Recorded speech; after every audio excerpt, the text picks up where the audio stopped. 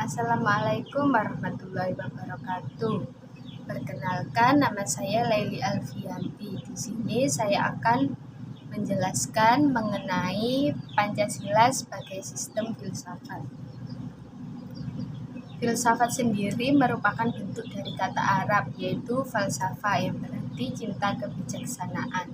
Pengertian filsafat bisa didasarkan pada watak dan fungsinya yang meliputi pengertian secara formal, informal, komprehensif, analisis linguistis, dan pengertian secara aktual fundamental. Yang biasa sering digunakan oleh masyarakat awam adalah pengertian secara informal, yaitu merupakan sikap dan kepercayaan terhadap kehidupan dan alam yang biasanya diterima secara tidak kritis.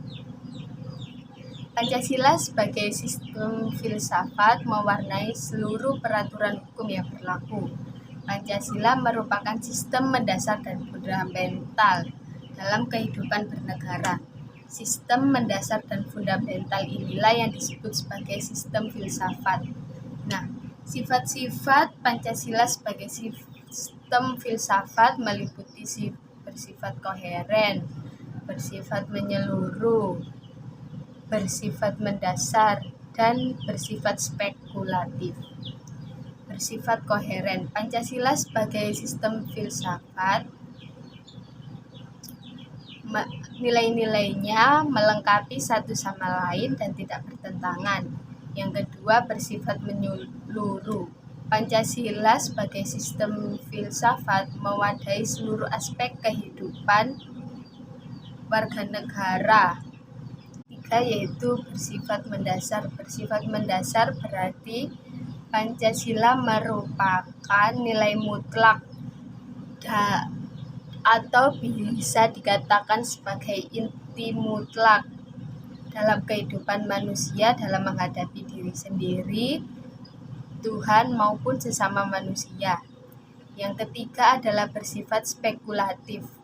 Pancasila sebagai sistem filsafat merupakan pada mulanya adalah hasil perenungan dari tokoh kenegaraan yang dibuktikan melalui diskusi dan dialog panjang dalam sidang BPUPKI.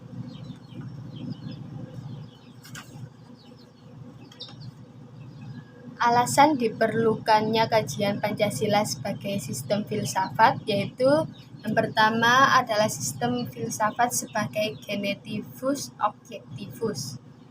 Apa sih genetivus objektivus? Pancasila sebagai genetivus objektivus, maknanya nilai Pancasila dijadikan sebagai objek yang dicari landasan filosofisnya berdasarkan sistem-sistem dan cabang filsafat yang berkembang di Barat. Contohnya, Notonegoro menganalisis nilai Pancasila berdasarkan pendekatan substansialistik filsafat Aristoteles sebagai nama yang terdapat dalam karyanya yang berjudul Pancasila sebagai ilmiah populer. Kedua adalah Pancasila sebagai genetivus subjektivus. Artinya, nilai-nilai Pancasila dipergunakan untuk mengkritisi berbagai aliran filsafat yang berkembang, baik untuk menemukan hal-hal yang sesuai dengan nilai Pancasila maupun yang tidak sesuai dengan nilai-nilai Pancasila. Nah, genetivus subjektivus ini memerlukan landasan yang kuat yang mencakup 3 dimensi. Yang pertama adalah landasan ontologis Pancasila, yang kedua adalah landasan epistemologis Pancasila, dan yang ketiga adalah landasan aksiologis Pancasila. Landasan ontologis atau landasan substitusi merupakan sebuah pemikiran filosofis antara hakikat sila Pancasila sebagai filosofis negara Indonesia. Nah, landasan ontologis ini membahas hakikat yang paling dalam dari sesuatu yang ada, unsur umum yang bersifat abstrak, dan proses terbentuknya prinsip dalam sila Pancasila itu dalam kehidupan. Kedua adalah landasan epistemologis. Nilai-nilai Pancasila digali dari pengalaman bangsa Indonesia, kemudian disintesiskan menjadi pandangan yang komprehensif tentang kehidupan bermasyarakat, bangsa, dan bernegara.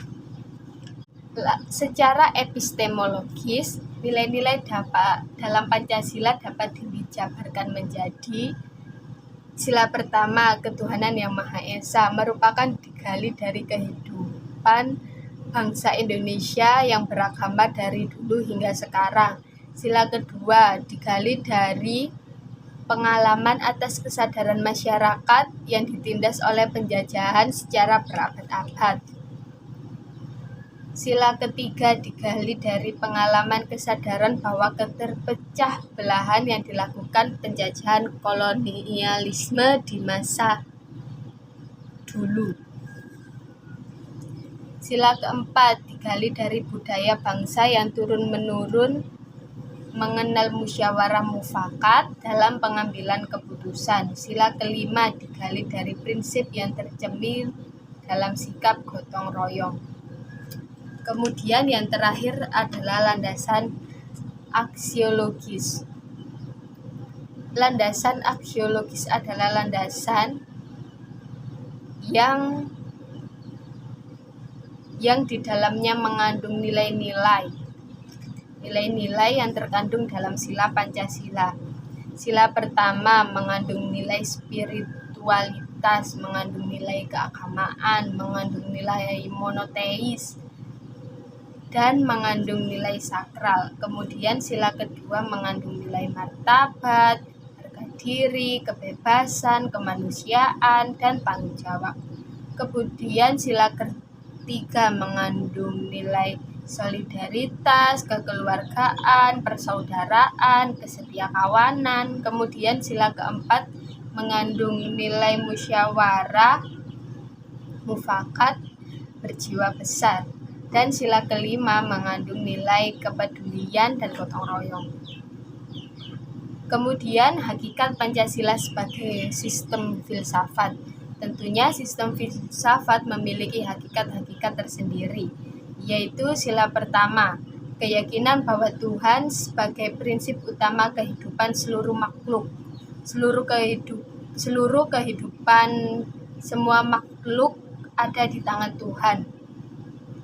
Sila kedua adalah manusia monopluralis, monodualis yang berarti susunan kodrat jiwa raga, sifat kodrat individu dan sosial. Kemudian kedudukan kodrat yaitu otonom makhluk Tuhan. Sila ketiga adalah semangat kebangsaan dan cinta tanah air. Kemudian di sila keempat adalah prinsip musyawarah. Dan sila kelima adalah terwujud dari tiga aspek keadilan yang meliputi keadilan distributif, keadilan legal, dan keadilan kumulatif. Keadilan distributif bersifat membagi dari negara ke warga negara. Legal berarti keadilan yang bertaat sebagai warga negara, dan yang terakhir adalah keadilan kumulatif, keadilan antara sesama warga negara. Nah, urgensi Pancasila yaitu meletakkan Pancasila sebagai sistem filsafat yang dapat memulihkan harga diri bangsa sebagai bangsa yang merdeka dalam politik, yuridis, dan mengemukakan ide pemikirannya untuk kemajuan bangsa secara material maupun spiritual. Pancasila sebagai sistem filsafat membangun alam pemikiran yang berakal dari nilai budaya bangsa sendiri, mampu menghadapi ideologi dunia. Yang ketiga adalah Pancasila sebagai sistem filsafat merupakan dasar pijakan untuk menghadapi tantangan globalisasi yang saat ini semakin maju. Dan yang keempat adalah Pancasila sebagai sistem filsafat menjadi way of life dan way of thinking bangsa untuk menjaga keseimbangan dan konsistensi antara tindakan dan pemikiran. Bahaya yang ditimbulkan di kehidupan modern pada saat ini adalah ketidakseimbangan bertindak dan berpikir, sehingga menimbulkan kerusakan lingkungan dan mental bangsa. Sekian penjelasan dari saya, kurang lebihnya saya mohon maaf. Wassalamualaikum warahmatullahi wabarakatuh. Semoga bermanfaat.